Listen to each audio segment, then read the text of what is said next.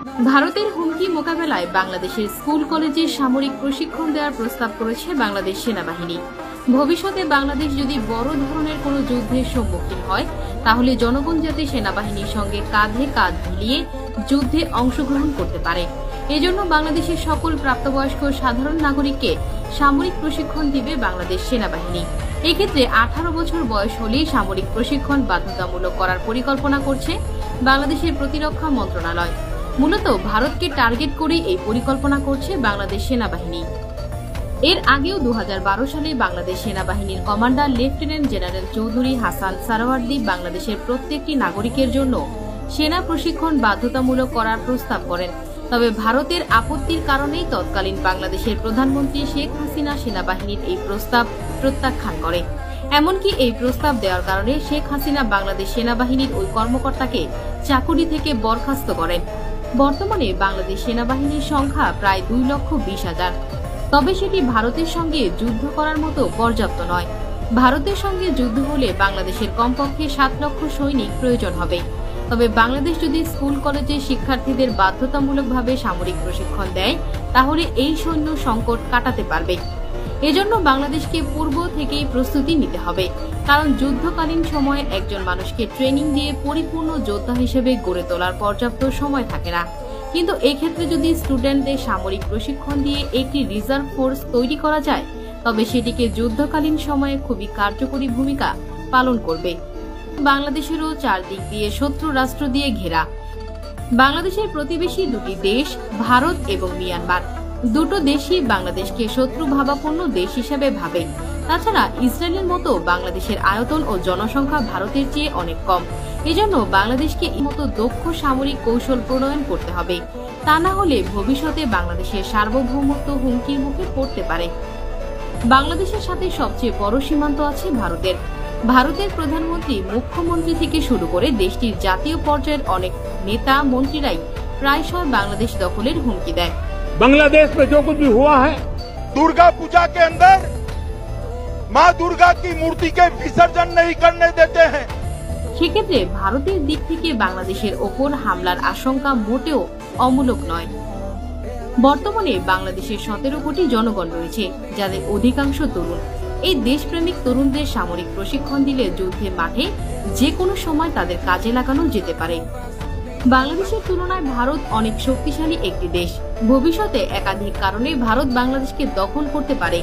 বিষয়টি বাংলাদেশ সেনাবাহিনীও তাদের সামরিক দৃষ্টিভঙ্গি অনুযায়ী স্বীকার করেন, কারণ পৃথিবীর 90% বেশি যুদ্ধ সংঘটিত হয় পার্শ্ববর্তী দেশের সাথে। তাই বাংলাদেশের ভূখণ্ড রক্ষা করতে হলে লক্ষ লক্ষ সৈনিক প্রয়োজন হবে। যখন বাংলাদেশের মানুষ বাধ্যতামূলকভাবে সামরিক প্রশিক্ষণ পাবে, তখন কোনো দেশ বাংলাদেশের ওপর হামলার সাহস পাবে না, কারণ পুরো দেশ তখন গেরিলা যুদ্ধ শুরু করবে, যেটি ভারতের পক্ষে সামাল দেওয়া সম্ভব হবে না। আর বিষয়টি বিবেচনা করেই বাংলাদেশের প্রত্যেক নাগরিকের জন্য সামরিক প্রশিক্ষণ বাধ্যতামূলক করার প্রস্তাব করে বাংলাদেশ সেনাবাহিনী। পূর্ববর্তী সরকারের আমলে এই প্রস্তাবটি সরকার নাকচ করে দিয়েও বর্তমান সরকার বিষয়টি নিয়ে ইতিবাচক মনোভাব দেখিয়েছে। 2012 সালে বাংলাদেশ সেনাবাহিনী লেফটেন্যান্ট জেনারেল চৌধুরী হাসান সোহরাওয়ার্দী সর্বপ্রথম এই প্রস্তাব দেন। তবে ভারতের সেবাদাসী শেখ হাসিনা এই প্রস্তাব প্রত্যাখ্যান করেন, বরং উল্টো তাকে মিথ্যে অভিযোগে শাস্তি প্রদান করেন। ভারত খুব ভালো করেই জানে বাংলাদেশের সাধারণ মানুষ সামরিক প্রশিক্ষণ পেলে ভারতের জাতীয় নিরাপত্তা হুমকির মুখে পড়বে, যার ফলে ভারত বাংলাদেশের ওপর রাজনৈতিক চাপ প্রয়োগ করে সাধারণ নাগরিকদের জন্য সেনা প্রশিক্ষণ বন্ধ করে দেয়।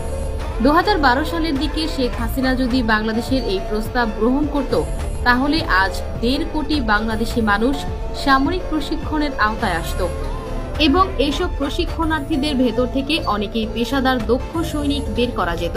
তবে শেখ হাসিনার সম্মতি না দেওয়া এবং ভারতীয় ষড়যন্ত্রের কারণে এই পরিকল্পনা বাস্তবায়ন করা যায়নি, কারণ ভারত সবসময় চেয়েছে বাংলাদেশ একটি দুর্বল রাষ্ট্র হিসেবেই থাকুক, যেটা তাদের রাষ্ট্রীয় নিরাপত্তার জন্য কার্যকরী। সাম্প্রতিক সময়ে ভারত জাতীয় সংসদের অগ্নিবীর প্রকল্প নামে নতুন একটি আইন প্রণয়ন করে। এই আইন অনুযায়ী ভারতের যে কোনো নাগরিক 4 বছর পর্যন্ত সেনাবাহিনীতে কাজ করার সুযোগ পাবে। ভারত যখন চীন এবং পাকিস্তানের সাথে যুদ্ধ শুরু করবে, তখন ভারতের প্রায় 33 লক্ষ সৈন্য প্রয়োজন হবে। আর এই সৈন্যের ঘাটতি পূরণের জন্য অগ্নিবীর প্রকল্প হাতে নিয়েছে ভারত সরকার। যুদ্ধকালীন সময়ে এই প্রকল্প থেকে সেনা নেবে ভারত সরকার, অর্থাৎ নিজেদের নিরাপত্তা নিশ্চিতের জন্য ভারত যা যা প্রয়োজন সবকিছুই করছে। অপরদিকে বাংলাদেশে এইরকম প্রস্তাব রাখার সঙ্গে সঙ্গে আপত্তি জানিয়েছে ভারত। বাংলাদেশের একমাত্র স্বাধীন প্রতিষ্ঠান বাংলাদেশ সেনাবাহিনীকে বহু বছর ধরে ভারত নিজেদের কবজায় রাখার চেষ্টা করছিল, তবে বাংলাদেশের দেশপ্রেমিক সেনাবাহিনী সেটিকে কখনোই সফল হতে দেয়নি। বাংলাদেশের জাতীয় নিরাপত্তার স্বার্থে সাধারণ নাগরিকদের মাঝে সামরিক ট্রেনিং প্রদান খুবই গুরুত্বপূর্ণ। এতে করে যুদ্ধকালীন সময়ে সৈন্য সংকট কাটানোর পাশাপাশি তরুণদের মধ্যে দেশপ্রেম, জাতীয়তাবোধ এবং সামাজিক দায়িত্ববোধ জাগরণ সৃষ্টি হবে। দেশের যে কোনো প্রয়োজনে সেনাবাহিনীর পাশাপাশি বাংলাদেশের তরুণ সমাজ বীর দর্পে ঝাঁপিয়ে পড়বে শত্রুপক্ষের ওপর। বাংলাদেশের তরুণদের জন্য 6 মাস থেকে 1 বছরের মধ্যে সরাসরি সামরিক বাহিনীর তত্ত্বাবধানে প্রশিক্ষণ দেওয়া যেতে পারে। প্রথম কয়েক মাস মৌলিক সামরিক প্রশিক্ষণ এবং পরবর্তী সময় বিশেষায়িত প্রশিক্ষণের জন্য ব্যবহার করা যেতে পারে। আর মৌলিক প্রশিক্ষণের মধ্যে রয়েছে শারীরিক সক্ষমতা বৃদ্ধি, অস্ত্র পরিচালনার প্রশিক্ষণ, মার্চিং, প্রাথমিক চিকিৎসা, দলগত কাজ, শৃঙ্খলা, নেতৃত্ব গুণাবলী ইত্যাদি। ভৌগোলিকভাবে বাংলাদেশ এমন একটি অবস্থানে আছে যার আশেপাশে কোনো মুসলিম দেশ নেই, যার ফলে বাংলাদেশের সঙ্গে ভারত কোনো প্রকার যুদ্ধে জড়িয়ে পড়লে বন্ধুপ্রতিম দেশগুলোর সাথে সাথে এগিয়ে আসতে পারবে না। তাই নিজেদের যুদ্ধের সক্ষমতা নিজেদেরই অর্জন করতে হবে। যুদ্ধকালীন সময়ে পর্যাপ্ত অস্ত্রের মজুদ রাখতে হবে এবং ভারতীয় আগ্রাসন মোকাবেলায় সর্বদা প্রস্তুত থাকতে হবে। বাংলাদেশের অবসরপ্রাপ্ত যেসব সেনাবাহিনীর কর্মকর্তা আছেন তাদের তত্ত্বাবধানে প্রত্যেকটি স্কুল কলেজে সামরিক প্রশিক্ষণ প্রদান করা গেলে বাংলাদেশে বিশাল একটি বাহিনী গড়ে উঠবে। তবে এই ক্ষেত্রে প্রধান সমস্যা হচ্ছে অর্থনৈতিক সমস্যা, কারণ দেশের প্রত্যেকটি নাগরিকের জন্য সামরিক প্রশিক্ষণের ব্যবস্থা করতে বিপুল সামরিক বাজেটের প্রয়োজন। বর্তমানে বাংলাদেশের সামরিক বাজেট 42,000 কোটি টাকা, যার অধিকাংশই ব্যয় হয় সরকারি কর্মচারীদের বেতন ভাতায়। এক্ষেত্রে বাংলাদেশ প্রতিরক্ষা বাজেট বৃদ্ধি করতে হবে। তাছাড়া বাংলাদেশের প্রত্যেকটি জনগণ দেশপ্রেমিক, যার ফলে বিনা পারিশ্রমিকেও সামরিক ট্রেনিং নিতে বাংলাদেশের তরুণ দেশপ্রেমিক জনগণ দ্বিধা করবে না। দেশের স্বার্থে বাংলাদেশের তরুণ দেশপ্রেমী জনতা সবসময় সামরিক প্রশিক্ষণ গ্রহণ করতে উৎসাহী হবে। তার পাশাপাশি ভারতের শত্রু দেশগুলো বিশেষ করে চীন, পাকিস্তানের সাথে কৌশলগত সহযোগিতা বাড়াতে হবে।